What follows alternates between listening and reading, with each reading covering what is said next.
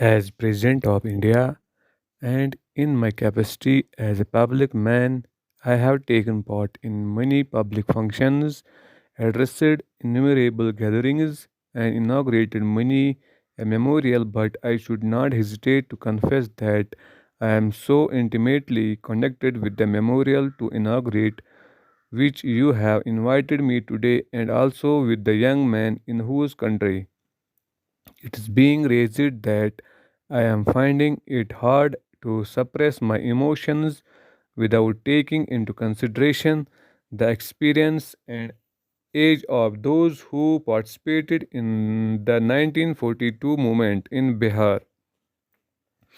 I must say that all of them were and are my colleagues since I too had the privilege of taking part in that agitation.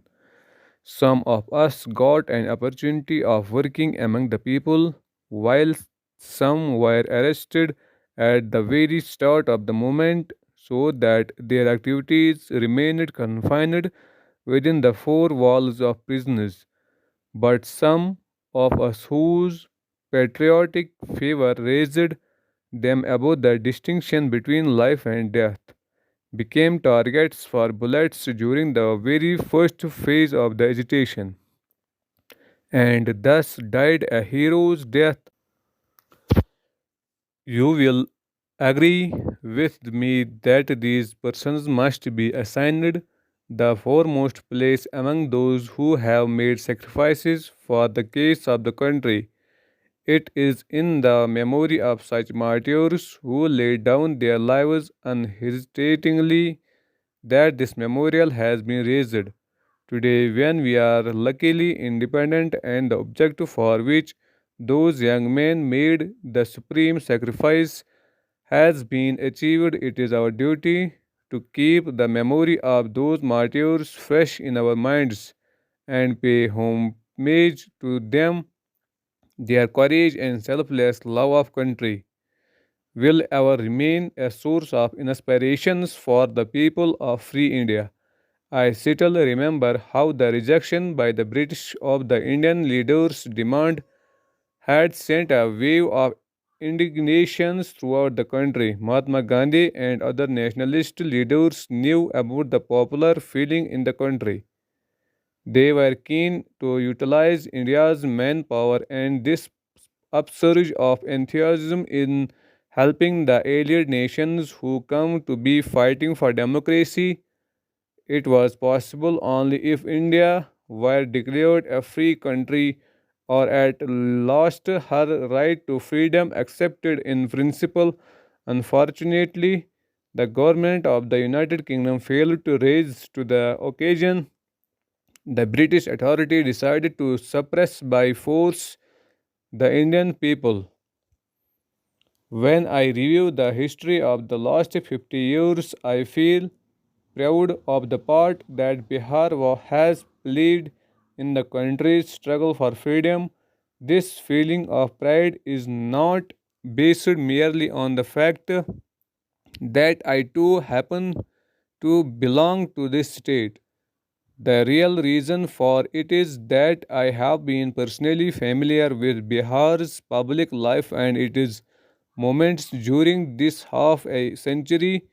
It would be no exaggerated if, in all modesty, I say that my familiarity with Bihar's public life is not that of a distant observer but of one who has always been close to the political scene as an active participant in the drama of public life as it unfolded itself from time to time.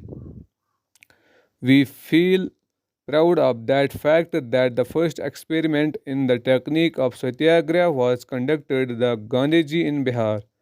To all the subsequent movements and agitations, Bihar made its appropriate contribution, but there was one movement with which Bihar completely identified itself, and that was the campaign of August 1942. As far as I know, and my information in this regard is fairly adequate in our whole history of the freedom struggle, it would be difficult to find a parallel to the sacrifices made and hardships suffered by the people of Bihar during the 1942 movement. Nevertheless, the basis of that movement was truly national, and whatever Bihar did at that time forms a part of India's history. All these martyrs laid down their lives as Indians. Therefore, I feel that movement was truly national, and whatever Bihar did at that time forms a part of India's history. All these martyrs laid down their lives as Indians. Therefore, I feel that all that happened in Bihar during those moments is a matter of pride not only for this state but for the whole country, and these brave young men are the true sons of India.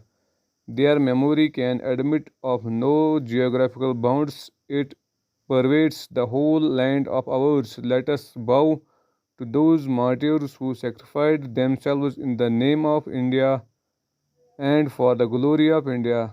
These patriots ends their worldly existence so that a new chapter in India's history may begin. They offer their lives so that the generations to come may breathe unfettered the air of freedom in this country. The government of Bihar deserves to be congratulated on all that they have done to perpetuate the memory of these martyrs. Man does not live by bread alone. He cannot ignore the sentiments and feeling on the foundation of which stands the edifice of human faith and traditions. It is from these that man derives inspiration. Again, it is these feelings which illumine his path in life. The memorial sustained in the people's heart.